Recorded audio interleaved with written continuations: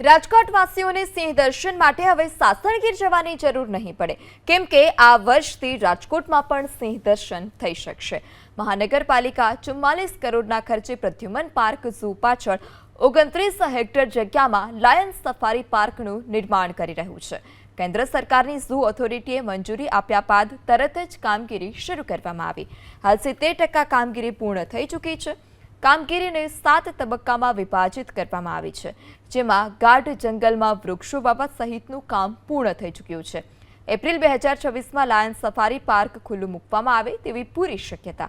7 તબક્કામાંથી chain link fencing તેમજ compound wall, inspection path, interlink road, two-way ગેટનું કામ પૂર્ણ કરવામાં આવ્યું, જ્યારે પ્રાણીઓ માટે નાઇટ શેલ્ટર, જીએસઆર, એન્સ્ટલ પ્લાઝા સહિતનું કામ ચાલી રહ્યું છે। સિંહ બહાર ન આવી શકે તે માટે સફારી પાર્કની ચારે તરફ કમ્પાઉન્ડ વોલ પણ બનાવવામાં આવી છે।